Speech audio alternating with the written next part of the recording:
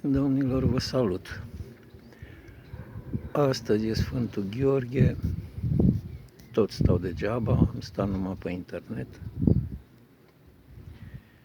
și pentru că toți arată ce fac prin grădină, prin solarii, deci eu încă n-am făcut solariile, mai am 4 ani până le fac, pentru că de solar trebuie să stai de el să te ocupi, ori eu dacă sunt mai mult plecat, l-aș face degeaba acum.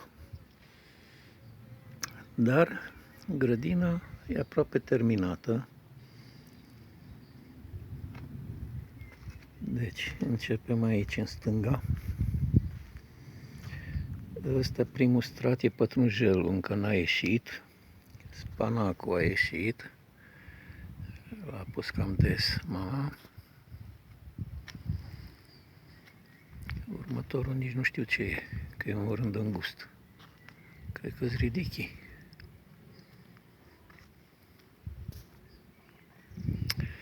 Aici e o bucățică, pune castraveții sau nu știu ce, că nu i-a pus încă.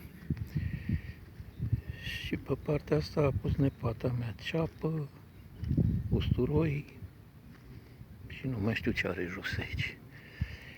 Iar în partea asta la altă, aici spre drum,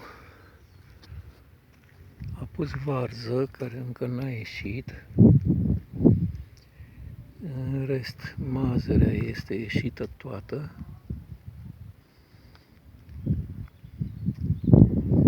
Deci un cuib n-are care să nu-i fie ieșit.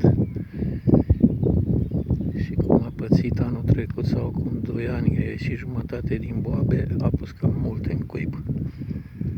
Dar să sperăm că nu o să aibă de suferit,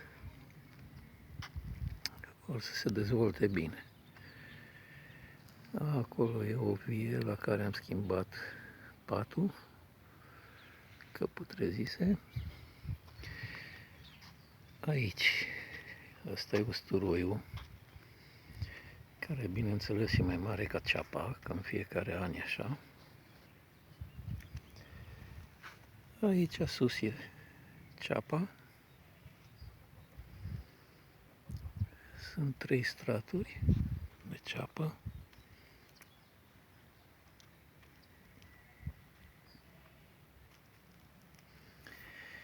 Iar aici, primul strat, este morcovul, care, uite, a început să iasă și ăsta. Deci avem în capăt aici, a început să iasă și ăsta. Deci grădina arată destul de frumos față de timpul care a fost cu ninsori în 25-26 martie, cu 2 înghețuri tari mai târziu. Este destul de frumoasă grădina. Florile își văd de treabă pe ale.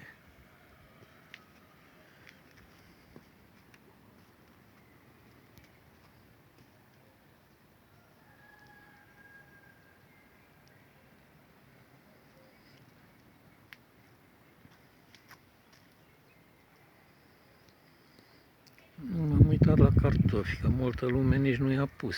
Astăzi suntem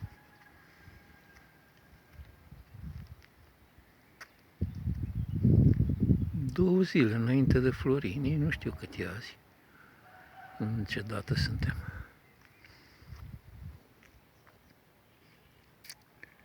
O să mă duc să vedem cartofi în grădină sus, unde am prezentat motocultorul, să vedem.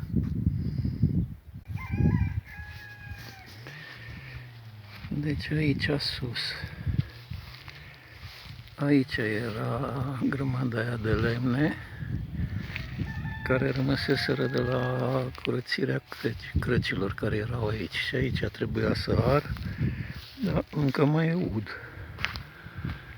Și oricum, chiar dacă ar, nu pun nimic aici acum, că îl mai dau peste cap de 2 ori până în toamnă, ca la toamnă când o ara de jos, de acolo și aici, să fie de o mână pământul. Deci aici o să ar săptămâna aia mai bag freza, îl ar iară de 3-4 ori până la toamnă ca să distrug iarba.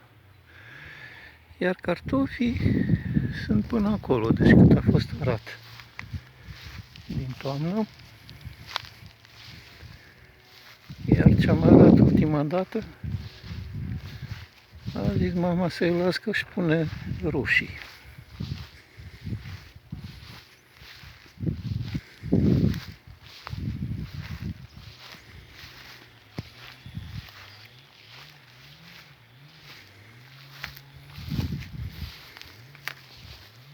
Deci de aici până la grămada aia de fân aruncat, am arat data trecută.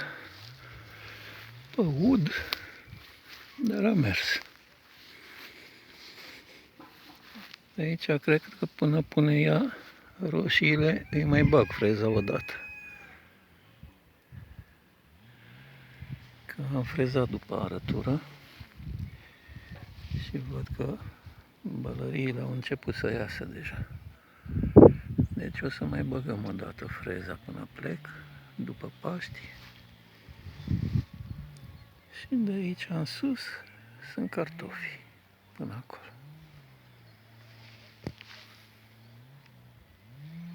N-au răsărit încă,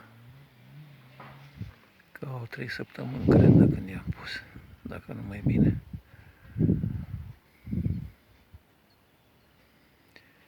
În rest, vă doresc tuturor spor la treabă și numai bine.